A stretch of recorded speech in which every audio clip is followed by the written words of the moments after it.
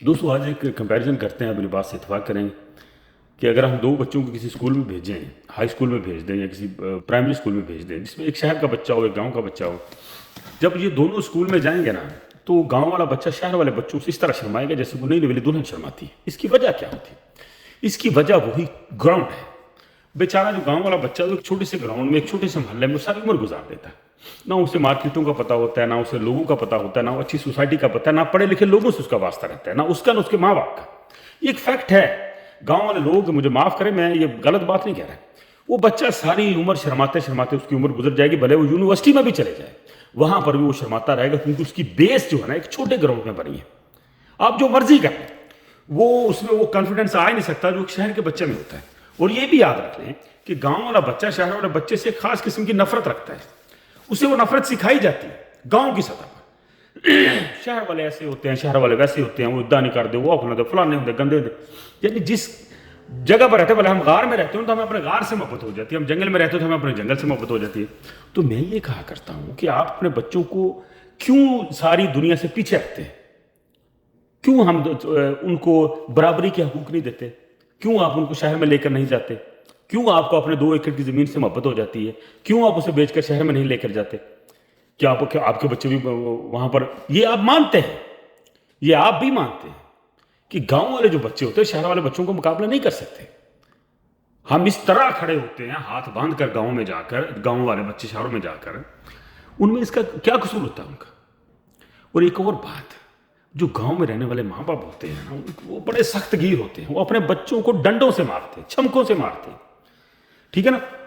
یہ وہ لوگ ہوتے ہیں جو بچوں کو مطلب مسیطے چھڑ کے آنے کہتے ہڈیاں تے مطلب ساڑیاں تو ماس تے ہڈا، اس قسم کے لوگ ہوتے ہیں، کیونکہ نہ ان کی 2-3 نسلوں سے شعور نہیں آیا ہوتا ان میں۔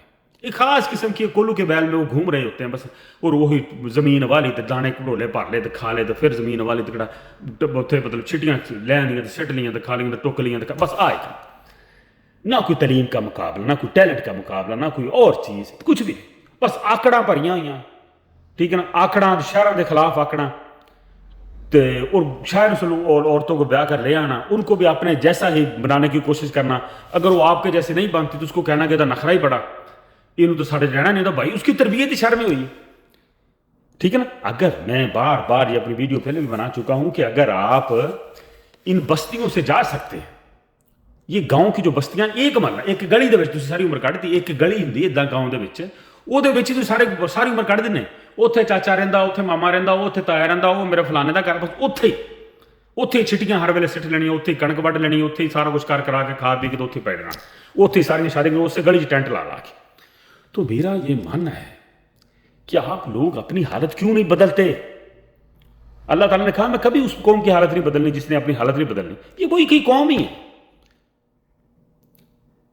تو مجھے لوگ جو گاؤں کے رہنے والے لوگ ہوتے ہیں وہ مجھے برا بلا کہنا شروع کر دیتے ہیں جب میں ایسی بات کرتا ہوں، تو یقین جانو ہمارے بھی گھر میں جب کوئی گاؤں سے بچے آتے ہیں تو وہ اس طرح کھڑے ہوتے ہیں، مجھے ان پر اتنا ترس آتا ہے کہ ان بیچاروں کا قصور کیا ہے؟ وہ ایسے ہوتے ہیں جیسے دولے شاہ کے چوہے ہیں۔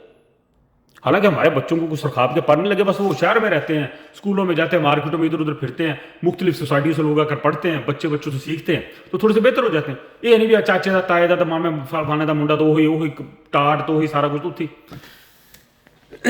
خدا کا واسطہ ہے دوستو، اپنے آپ کو بدل لو، اپنے وہ دانے والے پڑوڑے جو باہر آؤ، اپنے 2-3 ایکڑوں سے باہر آؤ، خود کو زمانے کے ساتھ چلانے کی کوشش کرو۔ جو آپ گاؤں میں باہر شہر کی لڑکیاں بیاہ کر لاتے ہیں وہ بھی آپ کے ساتھ رہ کر ویسے ہی بن جاتے ہیں، ان کے بچے بھی ویسے بن جاتے ہیں، اور وہ عورت چاہتی ہے کہ میرے بچے بھی کچھ بہتر ہو، لیکن آپ ان کو، کیونکہ آپ ہٹ دھرم ہوتے ہیں نا، ڈنڈے سوتے ہیں، تو یا تو آپ عورت کو طلاق دے دیتے ہیں یا اپنے بچوں کو اسکول سے ہٹوا کر ان کو کہتے ہیں جب تمہیں ذمہ دار شروع کر۔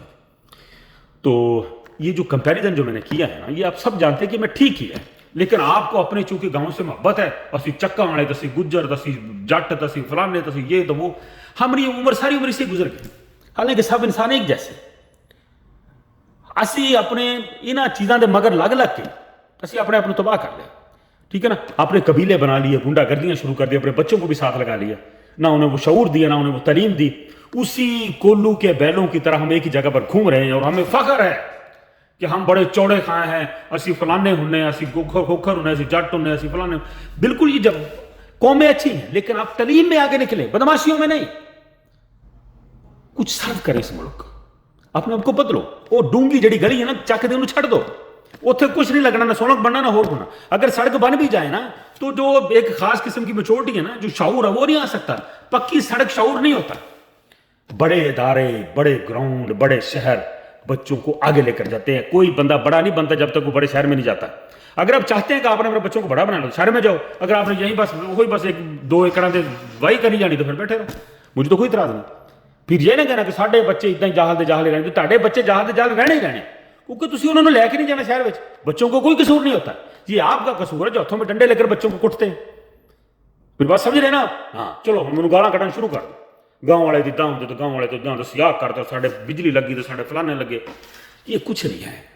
आप अपनी नस्ल को बदल नहीं सकते जब तक आप बड़े शहर में जाकर बच्चों को पढ़ाएंगे नहीं। वहाँ पर अपना घर लेकर 2 एकड़ साड़ी ज़मीन है तो 5 एकड़, दुआ में याद है।